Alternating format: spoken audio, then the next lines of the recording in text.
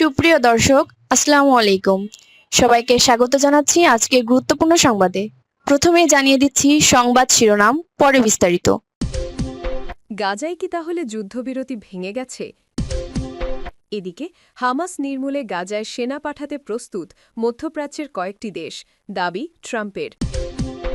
আরও থাকছে, গাজার ক্ষমতা ভবিষ্যতে কার হাতে থাকবে এখনও নিশ্চিত নয় জেডি ভ্যান্স। শুনছিলেন সংবাদ শিরোনাম, এখন বিস্তারিত। তবে তার আগে একটা ছোট্ট আবেদন। এক মুহূর্ত চোখ বন্ধ করুন। ভাবুন তো, একটা ভূমি যার মাটিতে কখনো শান্তি নামেনি, যেখানে আজও শিশুর কান্না মিশে আছে ধোঁয়ার গন্ধে, যেখানে প্রতিটি প্রভাত মানে নতুন শোকের বার্তা। যুদ্ধবিরতি থাকা সত্ত্বেও আবারও আগুনে পড়ছে গাজা। শিশুরা দৌড়াচ্ছে ভয়ে, আর মায়ের কণ্ঠ কাঁপছে মৃত্যুর আতঙ্কে। মধ্যপ্রাচ্যের নতুন এই উত্তাল হাওয়া। ট্রাম্প বলছেন কয়েকটি দেশ নাকি প্রস্তুত সেনা পাঠাতে। তাহলে কি গাজা আবারও রণক্ষেত্র হতে চলেছে? আর গাজার ক্ষমতা ভবিষ্যতে কার হাতে থাকবে, সেটাই এখন সবচেয়ে বড় প্রশ্ন। যদি আপনার মনে হয় মানবতার পক্ষে থাকা এখন সময়ের দাবি, তাহলে নিচে কমেন্টে লিখুন গাজায় স্থায়ী শান্তি চাই।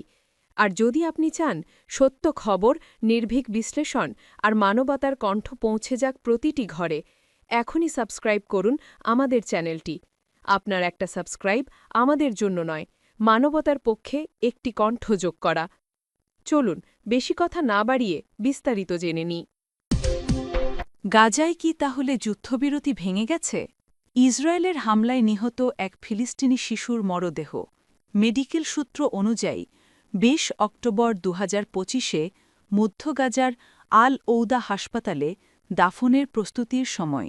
যুক্তরাষ্ট্রের মধ্যস্থতায় ১০ অক্টোবর থেকে গাজা উপত্যকায় যুদ্ধবিরতি কার্যকর হয়। তবে যুদ্ধবিরতি চলার মধ্যেও গত কয়েকদিনে গাজায় ইসরায়েলের নির্বিচার হামলায় প্রায় ১০০ ফিলিস্তিনি নিহত হয়েছেন। আহত হয়েছেন আরও ২৩০ জন। যুদ্ধবিরতি লঙ্ঘনের অভিযোগ ও পাল্টা অভিযোগ নিয়ে উত্তেজনা চলার মধ্যে ইসরায়েলি সেনারা একাধিকবার নিরস্ত্র ফিলিস্তিনিকে লক্ষ্য করে গুলি চালিয়েছেন এবং গাজায় বোমা বর্ষণ করেছেন। সর্বশেষ ঘটনাটি ঘটেছে গত রোববার।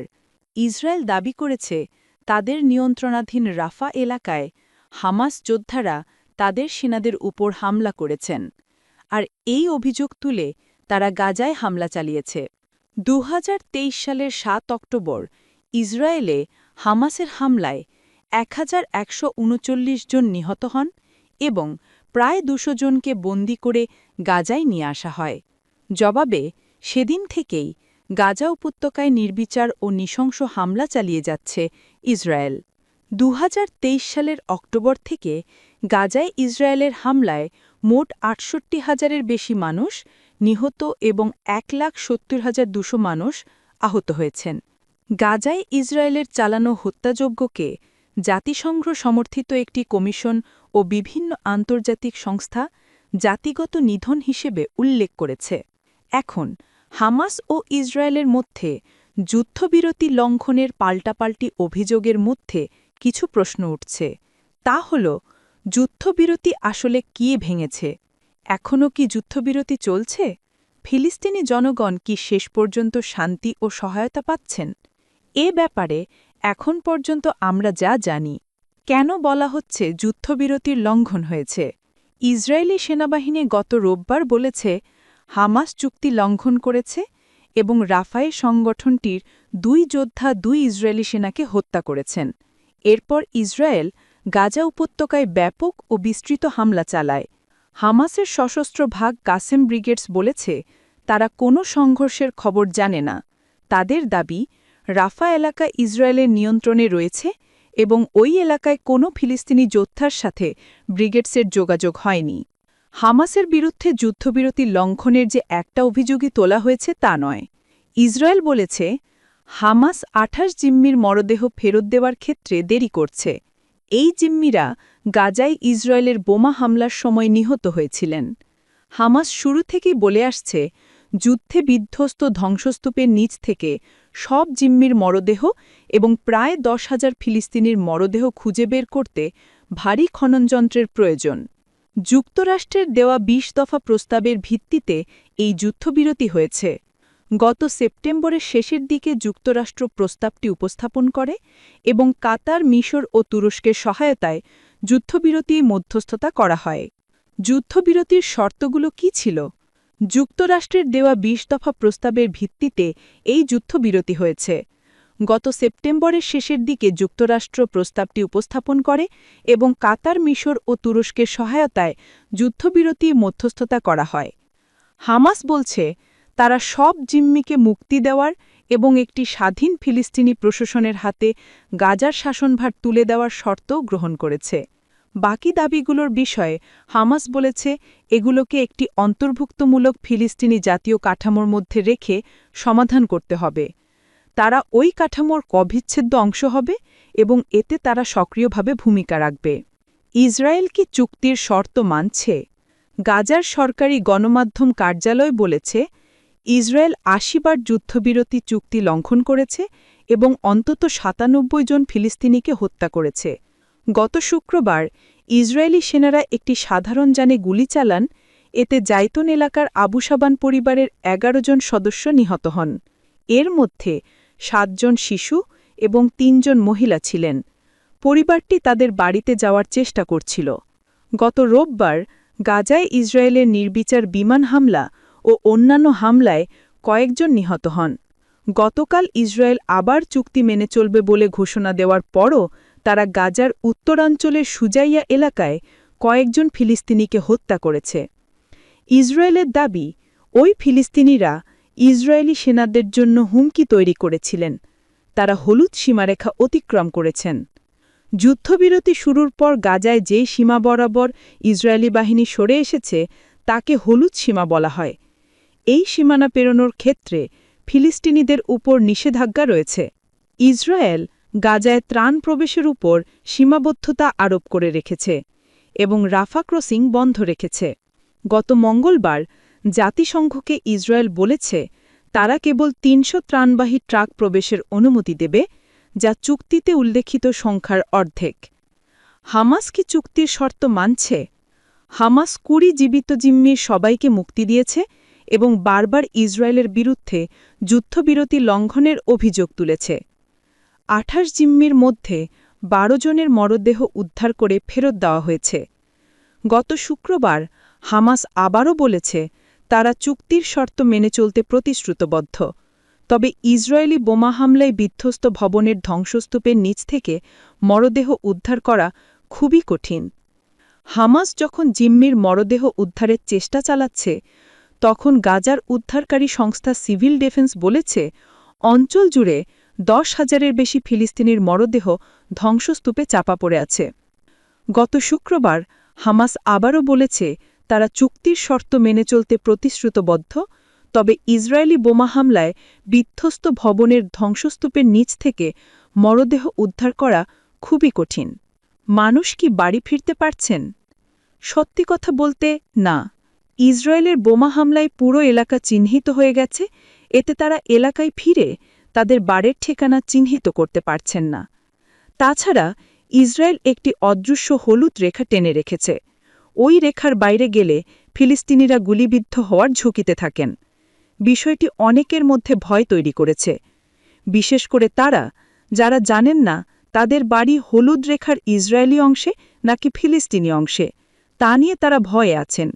একটি খসড়া মানচিত্রে দেখা গেছে হলুদ রেখা টেনে দেওয়ার মধ্যে দিয়ে গাজার প্রায় ৫৮% এলাকা ইসরায়েলের নিয়ন্ত্রণে রাখা হয়েছে। মানবিক সাহায্য অবরুদ্ধ রাখায় গাজায় খাদ্য ও অন্যান্য অপরিহার্য সম্পদ মারাত্মকভাবে কমে গেছে। ইসরায়েল সরকার পুরোপুরি সেনা প্রত্যাহারের কোনো প্রতিশ্রুতি দেয়নি।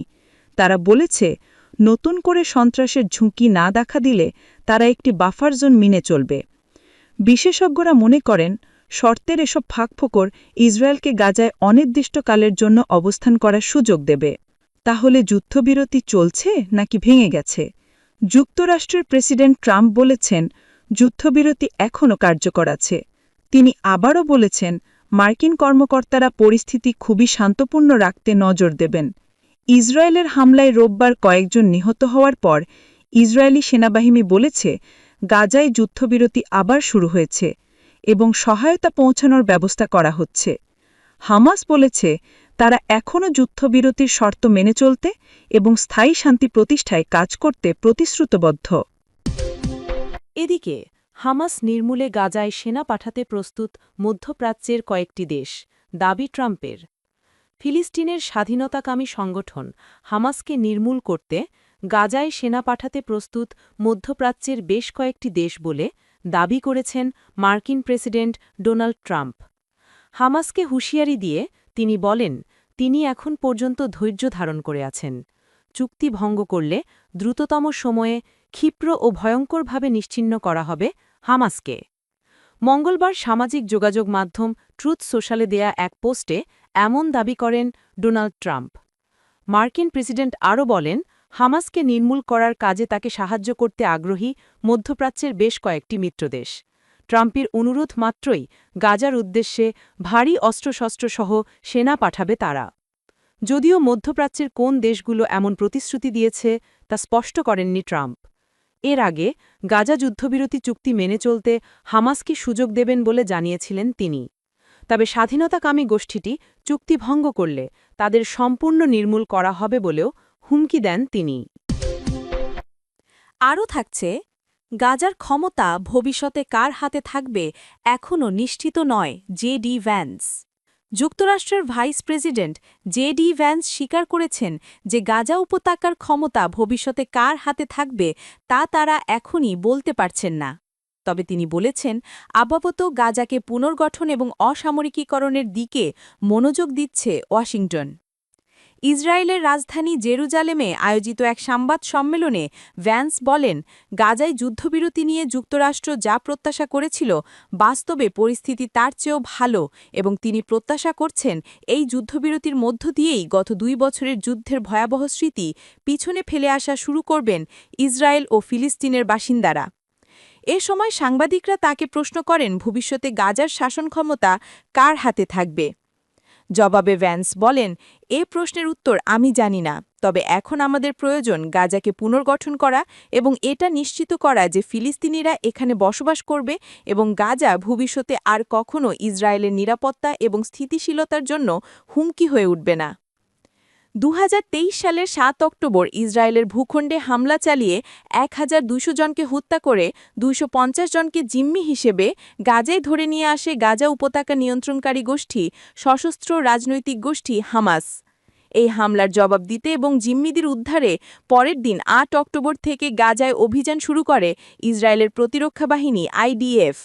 সেই অভিযানে নিহত হয়েছেন 67,000-এরও বেশি ফিলিস্তিনি এবং আহত হয়েছেন 1,70,000-এর অধিক। গত 29 সেপ্টেম্বর গাজায় যুদ্ধবিরতি সংক্রান্ত একটি পরিকল্পনা প্রস্তাব আকারে পেশ করেন যুক্তরাষ্ট্রের প্রেসিডেন্ট ডোনাল্ড ট্রাম্প। হামাস এবং ইসরায়েল উভয়েই সেই পরিকল্পনায় সম্মতি জানানোর পর 10 অক্টোবর থেকে যুদ্ধবিরতি শুরু হয় গাজায়।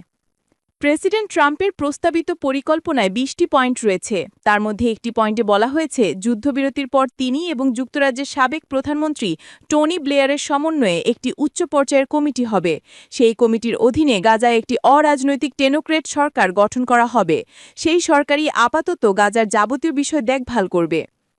এদিকে ট্রাম্পের প্রস্তাবিত সেই টেনোক্রেট সরকারে যোগ দিতে ইচ্ছা প্রকাশ করেছে হামাস এবং ফিলিস্তিনের পশ্চিম তীর অঞ্চলে ক্ষমতাবান রাজনৈতিক গোষ্ঠী ফাতাহ উভয়ই। হামাস এবং ফাতাহ রাজনৈতিক মতাদর্শের দিক থেকে পরস্পরের থেকে বিপরীত এবং উভয়ে একে অন্যের প্রতি ব্যাপক বৈরী ভাবাপন্ন।